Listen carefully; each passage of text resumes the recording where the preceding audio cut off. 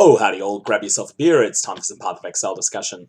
There are major changes coming to the Eternal Labyrinth in the Path of Exile Ultimatum expansion, which is coming out in just a few days' time. So I wanted to very quickly touch on what those changes are, and then talk about how that's going to affect the quite popular strategy amongst intermediate players of running the Eternal Labyrinth many times in order to enchant items. So firstly, what's changing? In the 3.13 version of the game, when you complete the Eternal Labyrinth, you don't see this top box. All you see is a little button called Enchant, and then you can click on that, then click on a helmet, or a pair of boots, or a set of gloves, and then a random enchantment from a massive pool is applied to the item that you put it on. So let's say that you had the unique helmet Indigon, which is very good for certain spellcaster builds. You would have a chance of getting the extremely desirable Arcane Cloak consumes 15% increased mana, or you could also get something that is completely useless on Indigon, like Blood Rage adds additional attack speed to your character. That's a very good enchant, it's just one that has no synergy at all with the Indigon helmet. So what's happening with the Divine Font now is that you will be presented a list of 5 enchantments.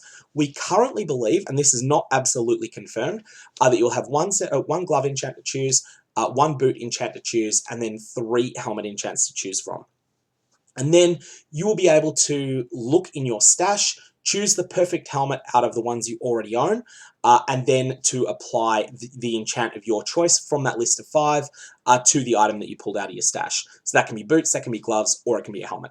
Most of the time I think you'll be taking a helmet, but I will be discussing in this guide a little bit about gloves and boots as well. So, what's this going to mean? Ultimately it means there's more player agency. Now that means that there's more potential to benefit from being well prepared.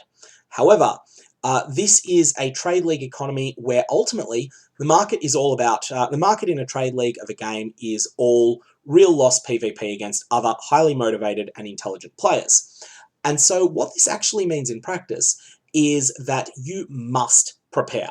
Otherwise, your rivals, the other players that are running the Eternal Labyrinth a lot, they will simply be able to bury you in competition because they'll be able to run more labyrinths more efficiently than you can, and they'll be able to tailor their products better to the trade market. So you're going to need to prepare just to hold your ground. That said, I do think that there is a lot of potential to make a lot of currency if you know what you're doing with the labyrinth farming in the new state of the Eternal Labyrinth. So, in the past, I've highly recommended enchanting the Sirus helm Crown of the Inward Eye. This is a really solid all-around helmet that can be used on almost any build, and that's the reason that it was good with the old way that the Labyrinth worked. You didn't know what enchant you were going to get. So if you got Divine Eye deals 40% more damage, that's quite useful to a player that's playing a Divine Eye build. But on the flip side, if you got Cyclone has increased attack speed, that's also useful to a very different type of player. And so ultimately, you could pretty much always find a buyer for that helmet, and that's why it was a solid choice. However, now, because the Sirus helm is, the Crown of the Inward Eye, is generally never the best helmet for a specific enchant, you can generally do better than it. And so I'm going to suggest that you don't bother with the Sirus helmet anymore. This also applies to the Vertex, which is a helmet that drops from Uberatsuri, although because that item is so much rarer, it's less popular for players to enchant than Crown of the Inward Eye was. Lastly, I think it's very important to state that in this Divine Font room, you will have access to your stash. You do not need to carry a whole golf cart full of different helmets, boots, and gloves with you into the Labyrinth, but you do need to have them in your stash. You can't trade with other players for the right helmet. So if you see the very prized Arcane Cloak drains 15% increased of your mana pool enchant, that is incredibly good on the Indigon helmet, and you don't already own an Indigon, then it is too late to buy one. You have lost the ability to get maximum value out of that enchant. So preparation is everything. Preparation also can be expensive. So what do you want to do?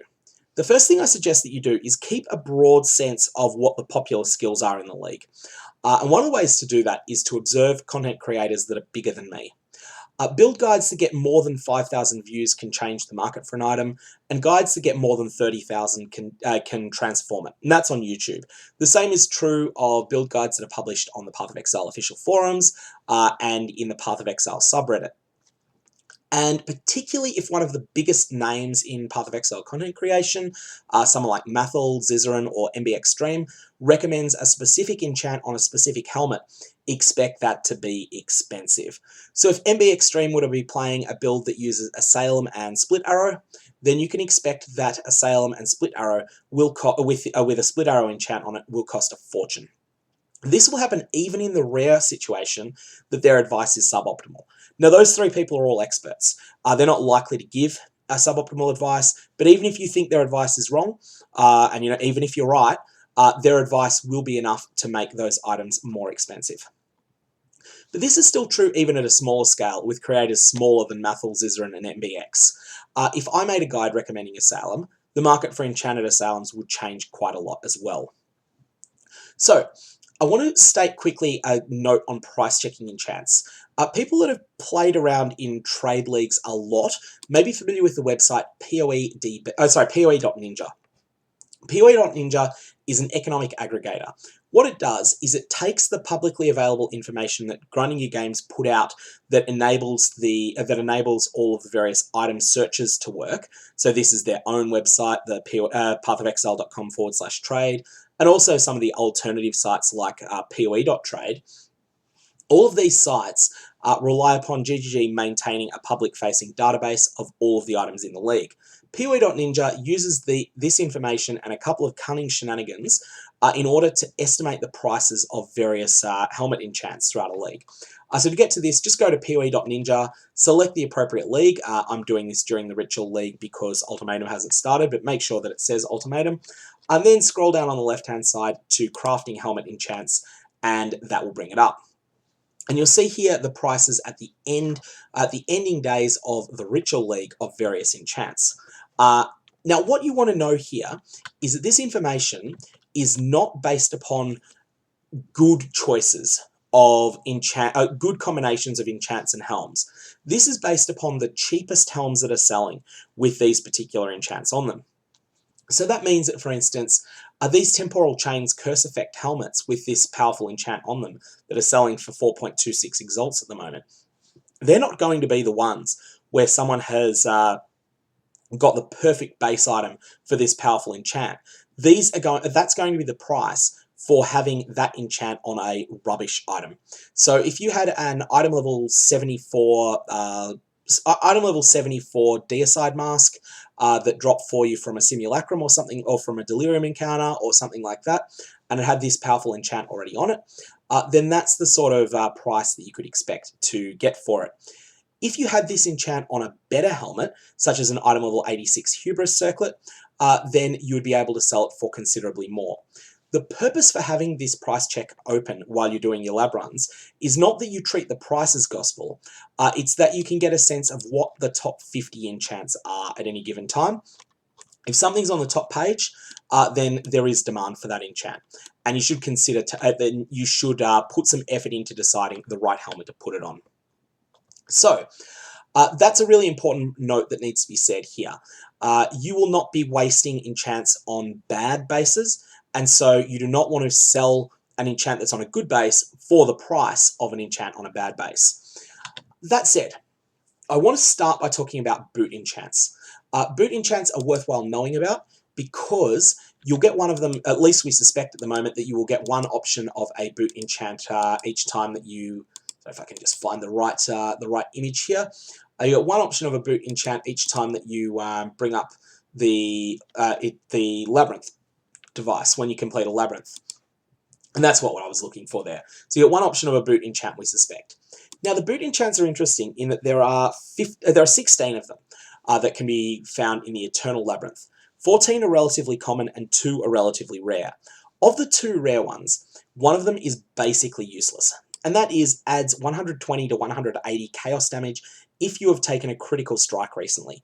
That's a staggering amount of added damage, but the condition of having suffered a critical strike recently is something that cannot be reliably counted on. There's no real way to build around this, and ultimately, I would just suggest that you roll over this if it becomes available, or in the new system with the Labyrinth, that you never take it. And that's despite the fact that it's very rare. But there is another very rare enchant that is very, very good, and that is damage penetrates 10% of enemy elemental resistances if you have not killed recently. This is extremely powerful and can be used in conjunction with a lot of builds. There are a lot of boots that can benefit from having that enchant on them, and I'll go through the things that I think are the best choices. So firstly, the boots that you want to consider enchanting. Item level 86 two-tone boots. Item level 86 is really important because it allows them to roll 35% increased move speed. Item level 86 sorcerer boots. Now, we're saying sorcerer boots here. These are the highest energy shield base. The reason that you want sorcerer boots specifically and not one of the other highest tier bases is because a player that's playing an energy shield build cannot use any other base other than a sorcerer boots, or maybe the next 2 or 3 tiers down from sorcerer boots in energy shield boots. They're always going to use a pure energy shield set of boots.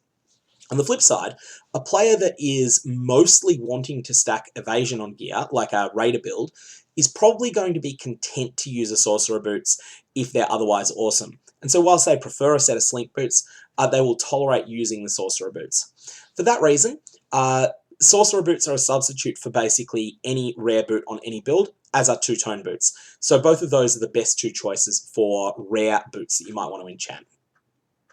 In terms of unique boots, there is Voidwalker, Replica Voidwalker, and Kalm's Roots are the 3 that come to mind.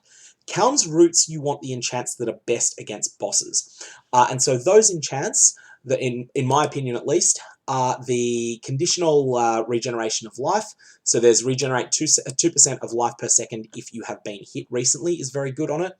As well as all of the ones that say gain some benefit if you haven't killed recently.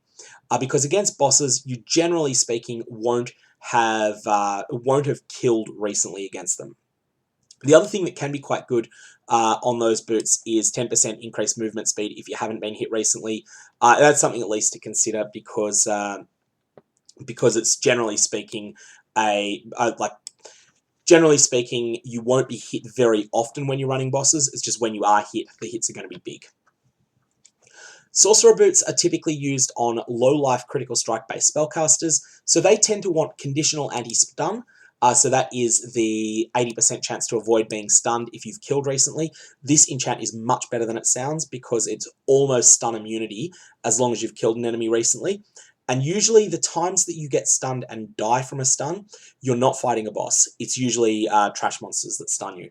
So that's the reason that is actually a much better enchant than it looks.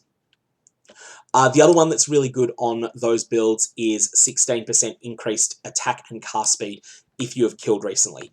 Those builds that will go really well on sorcerer boots. There's also a couple of niche uses for enchants, and I want to quickly mention these because they are quite important options, and that is to enchant the chance to dodge on items that already have it. So we have 10% chance to dodge attack hits if you have suffered a critical strike recently. And there is also a chance to dodge spell hits if you've taken spell damage recently. These are good to enchant on boots that already have a lot of attack dodge and spell dodge respectively. The boots in question for spell dodge is probably Atziri's Step. So I would suggest having an Atziri's Step in your stash when you're running the Eternal Labyrinth, at least if you're planning on farming it, because Atziri's Step is really good. The other thing that you can use is boots with the Mattertools incursion prefix. These are rare drops from various incursion-themed content and a couple of other places in the game, and they can roll 6% chance to dodge attack hits, or 6% chance to dodge spell hits. So if you get the attack hits Mattertools boots, then on a decent base, you may wish to consider enchanting that with even more a conditional attack dodge, because that becomes a very powerful defensive layer that's there for you when you need it most, i.e. when you have just taken a big hit. If you are enchanting two-toned item level 86 boots, I suggest that you roll them for 35% move speed. This costs an average of 35 alteration orbs and 13 augmentation orbs, but the reason you do this is because many people will have searches set up that will only find boots with 35% movement speed.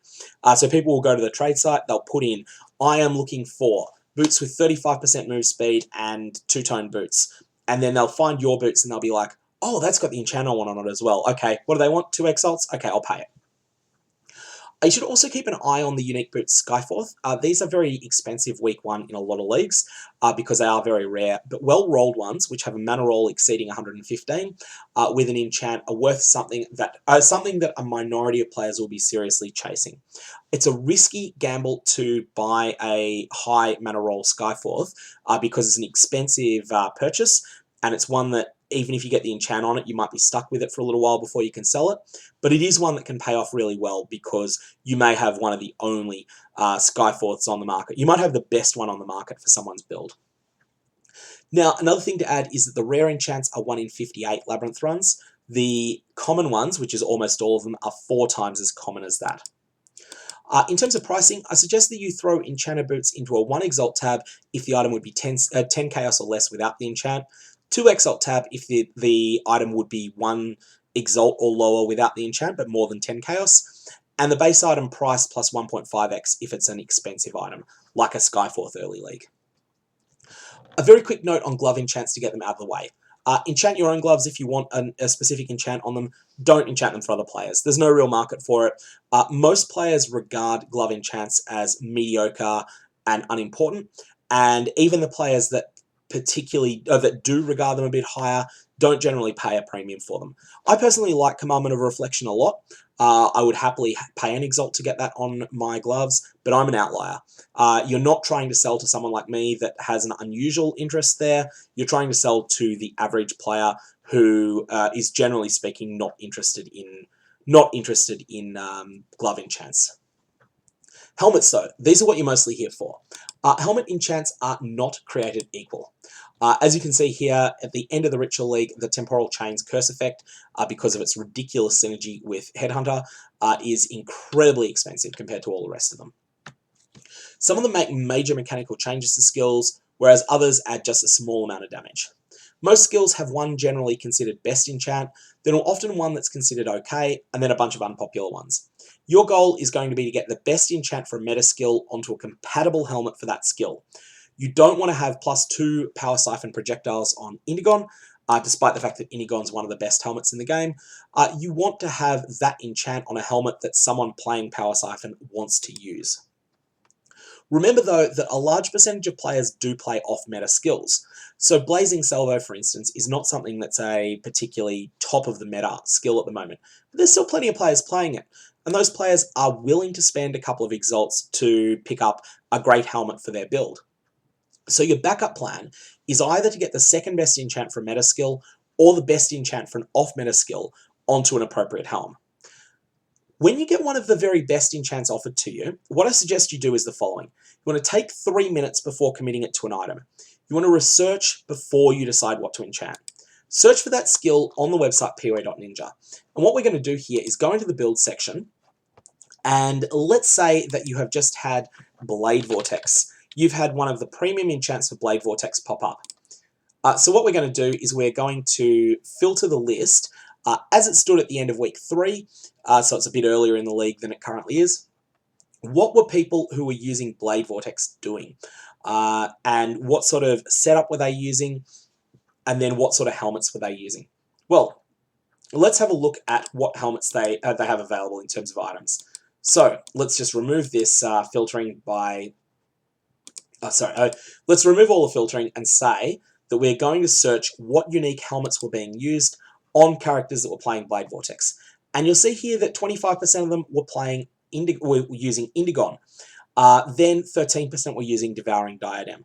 So you're going to want to enchant one of these two if you've got it. If you don't have it, then you might want to just look at a few of these builds and say, okay, what were you all running? You're running a Hubris Circlet. Okay, I might want to use a Hubris Circlet, although you're not using a Blade Vortex enchant. You are running a Blade Vortex enchant, and you're using an Ursine Pelt, which is an interesting choice. I am going to speculate. I'm actually not sure the reason that they've chosen an Ursine Pelt there. I'm sure they did have a reason for it. Here we've got another Hubris Circlet. And here we've got another Hubris Circlet. So based on this, I think you've got enough information to be pretty confident that the right decision for you is going to be to use your premium Blade Vortex enchant on Indigon if it's Indigon if you own one, Devouring Diadem if you don't, and a high item level Hubris Circlet if you have neither of those unique items. And that's what I would recommend that you do. You're going to need to do this due diligence every time that you get a big enchant. Additionally, you may only be interested in looking up what wealthy players are using. So if we have a quick look, we can see that certain players were using the Flask Bottled Faith, which is pretty expensive. We're only going to consider players that have Bottled Faith equipped. And now let's have a look at how that changes the helmet meta. Less Indigons, less Crown of the Inward Eye. So maybe it's the case that the players that had quite a bit of currency were more aiming at using crafted Hubris Circlets. And so again, that can provide you more information to make an informed decision as to what to put this precious enchant that you've got onto.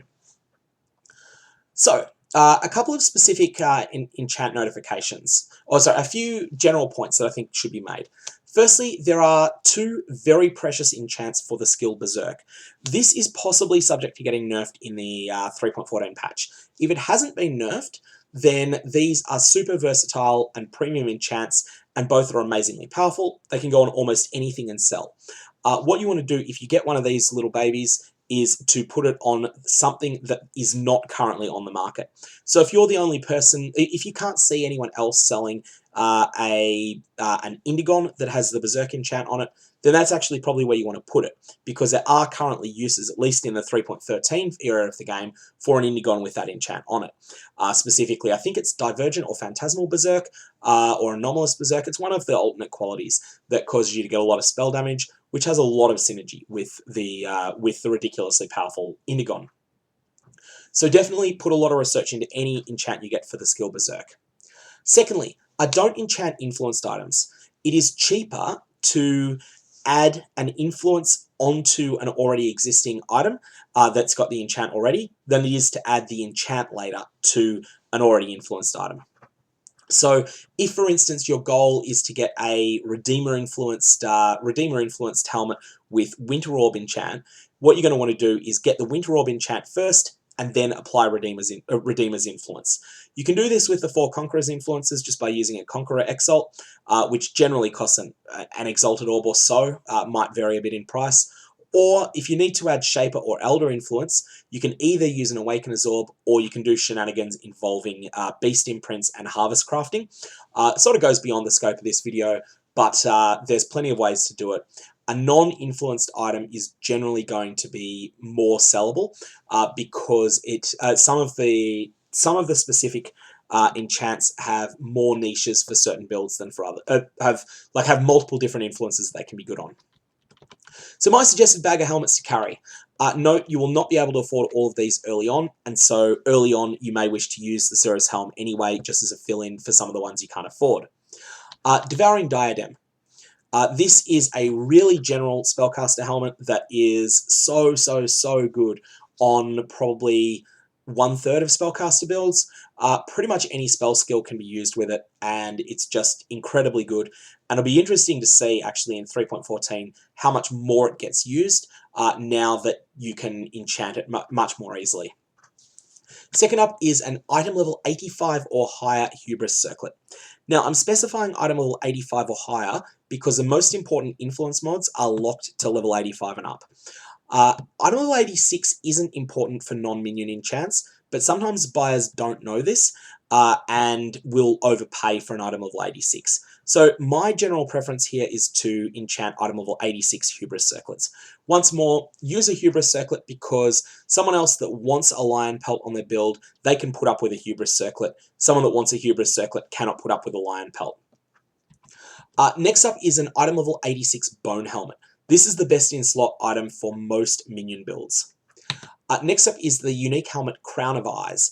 This is used for Power Siphon projectiles and a couple of other wand skills, and is very good if you can get Power Siphon +2 projectiles. Indigon is next. Very expensive helmet. that is at least early in the league, that is used on all sorts of spellcasters that also use the unique Staff Pledge of Hands. So basically, they're builds that stack a lot of mana. It is also incredibly valuable if you can get it in conjunction with the top Arcane Cloak enchantment. So let's just bring up that Arcane Cloak enchantment in question just to demonstrate what it is. Arcane Cloak. Arcane Cloak spends an additional 15% of current mana. If we have a look at the Ritual League, you'll see that this is available for sort of 10 Chaos here, is the price that it's listed as. However, that's on rubbish helmets like Fairgrave's Tricorn, or a low item, or not overly low, but a lowish level Fluted Bassinet. What you're going to see when we refilter this to look for Indigon is that it will be staggeringly expensive. So we're looking only for Indigon at this point, and we're doing this search again. There may be no one online. Okay, so it's only 19 exalts now, but that person may not be honestly selling it at that price. We have one for 30 exalts here, 35 exalts, 40 exalts. And let me tell you, this is cheap for this combination of this enchant on Indigon. This is the sort of thing that can be 50 to 150 exalts earlier in a league. So a very, very, very valuable combination indeed. That potential just to get this enchant on Indigon is so valuable that it merits having an Indigon in your stash tab alone. Next up is Exile, which is really strong with split arrow enchants. Next up is Devoto's Devotion, which is one of the best choices for Cyclone and Blood Rage enchants. Fractal Thoughts, which is the best helmet for a lot of Barrage, Ice Shot, Tornado Shot, Siege Ballista, and Lightning Arrow builds. Alpha's Howl, which is good with pretty much all of the good aura enchants, and is also something that a lot of people tend to corrupt because it has some really good corruption outcomes. Next up is Replica Alpha's Howl, which is going to be off a lot of people's radar. It's an item that people have forgotten existed because it's never really been possible to get good helmet enchants on it. But with the new system of how your enchants work, you're only going to enchant a Replica Alpha's Howl if you get something that is beneficial to a Herald skill, like increased damage for Herald of Ice. And so I think it's much more possible to actually get some value out of having Replica Alpha's Howl with you. And if you do hit one of these premium Herald enchants, then you can stick the Replica Alpha's Howl in, claim that enchant on that item, and then you'll end up with something that's really powerful. Rhyme Gaze is really good for Cold Snap and for Vortex enchants, and also I think for Wintertide brand, although I would need to check that. Memory Vault is a really good helmet to have on you for close range melee skill enchants and determination enchants. Frost Verno is good to have on you in case you get a discharge enchant. And if in doubt, you can use a level 86 Hubris Circlet, or for that matter, a Sirus helm. I'm not going to go into the prospect of enchanting belts because that requires doing one of the advanced labyrinths that are only available through Harvest. But if you are interested in that, my picks for what you should enchant are item level 86 Stygian Vices, the Darkness Enthroned, Torrent's Reclamation, Headhunter, and item level 86 non-influenced crystal belts. Anyways, I think this has gone long enough. Hopefully this guide has been useful to some people. If you've got comments or questions, definitely fire away below. Otherwise, I'm going to leave it there, and I hope you have a good one. And if you do like Labyrinth in this league, definitely say so, and let us know what big hits you get there.